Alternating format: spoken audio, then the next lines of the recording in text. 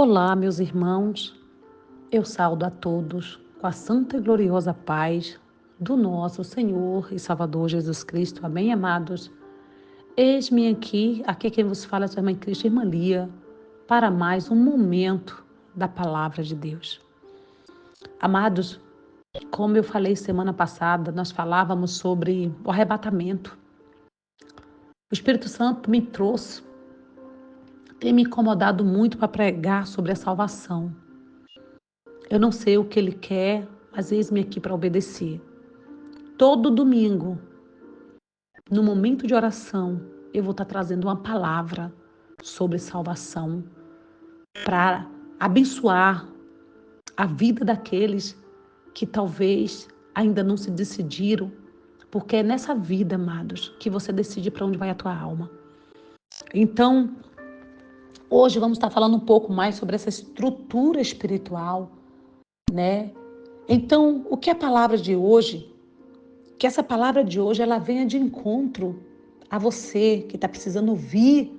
Talvez você se encontre prostrado, desanimado, fraco espiritualmente. Que o Espírito Santo de Deus possa te fortalecer nesse dia de hoje através dessa palavra. Amém?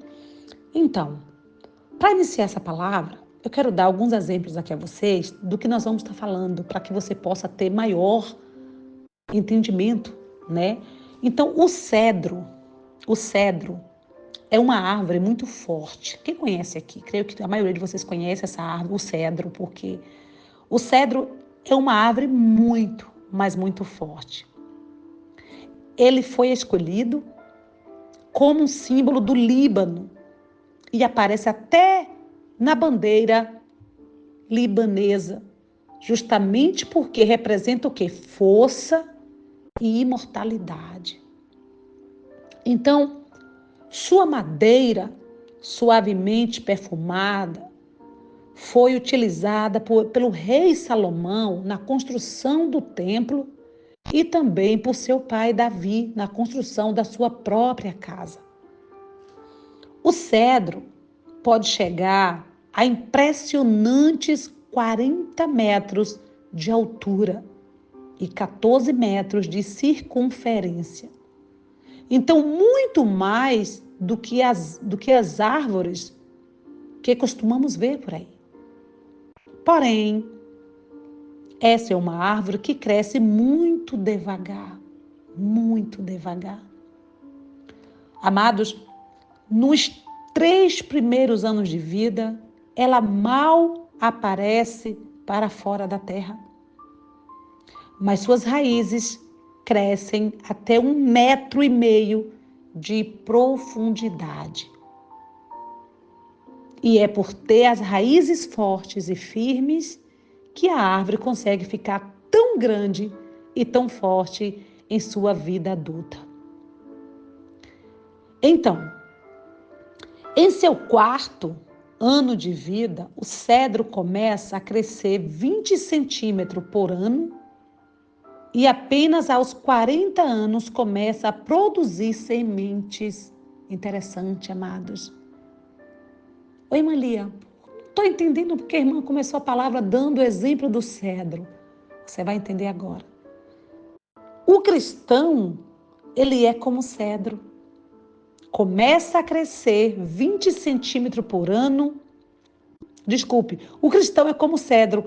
A mudança dele vem aos poucos. Creio no que eu estou dizendo a vocês.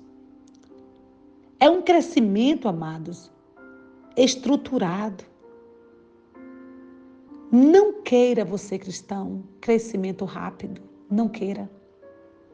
Antes de tudo, sua raiz deve o quê? Crescer e firmar-se na palavra de Deus. Ele vai fortalecer suas estruturas, ensinando o quê?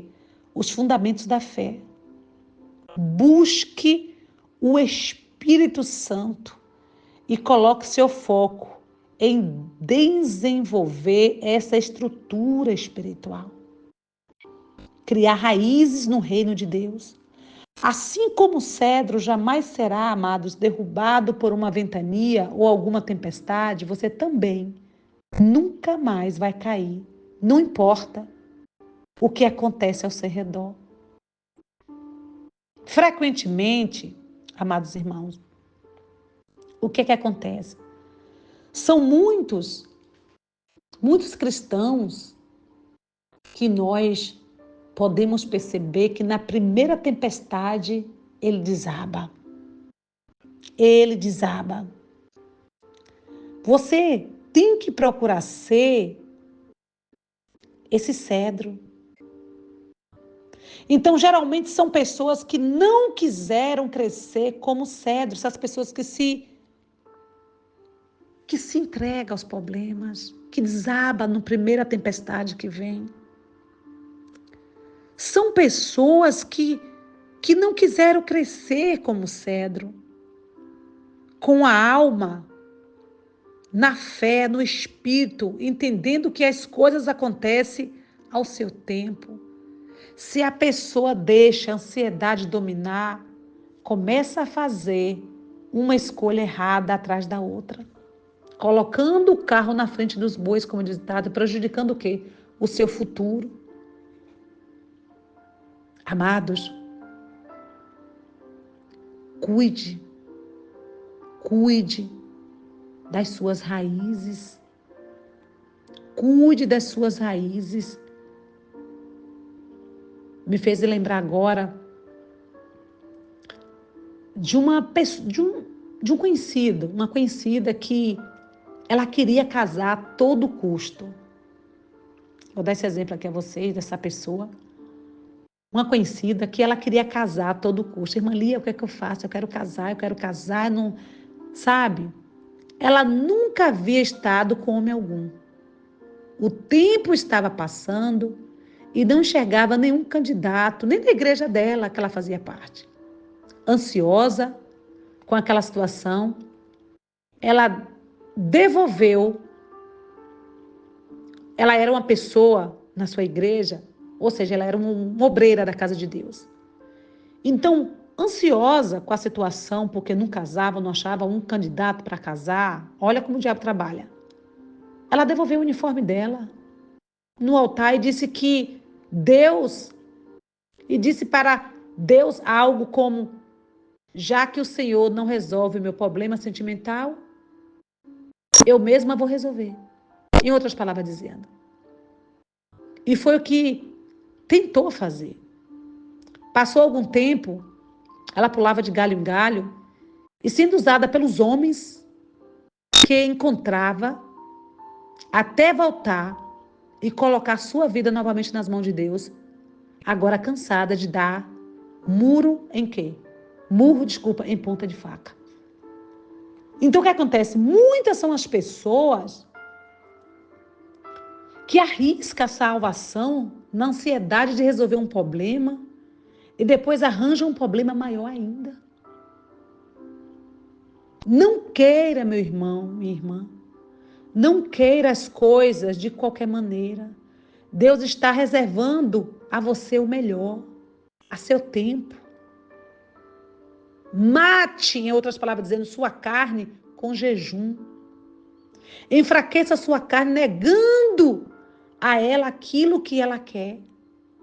Quando você menos esperar, tudo virá à sua mão de forma especial, preparada por Jesus.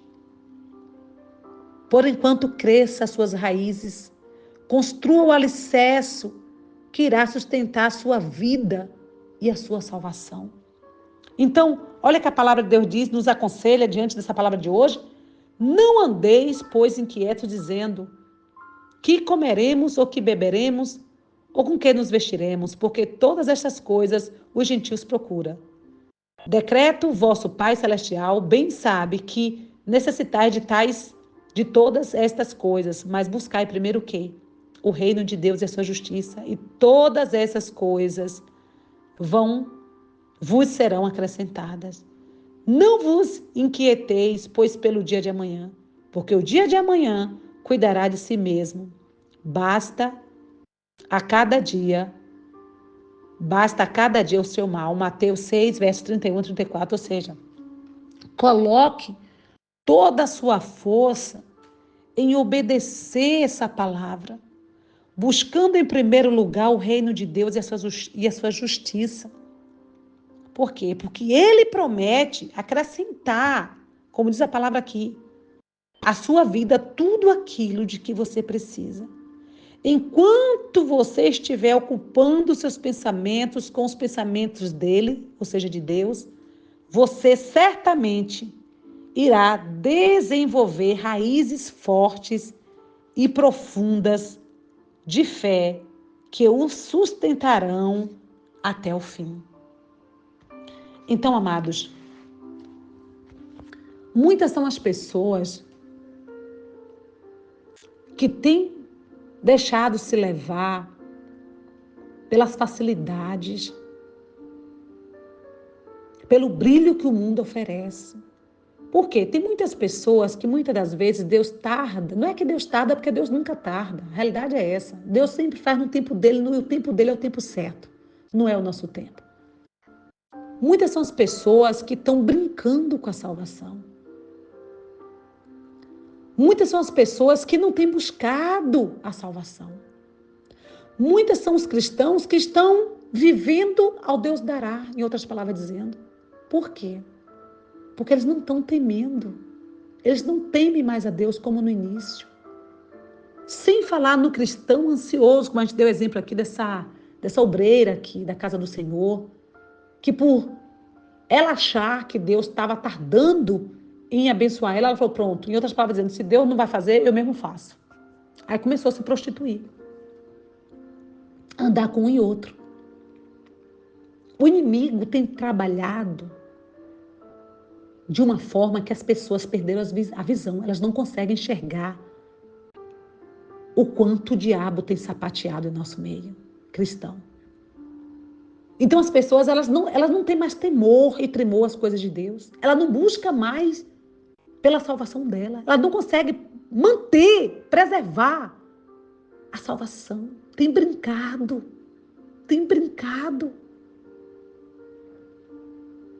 Quantas são as pessoas que um dia estavam pregando Jesus e hoje está aí no mundo? Será que essas pessoas não aprenderam?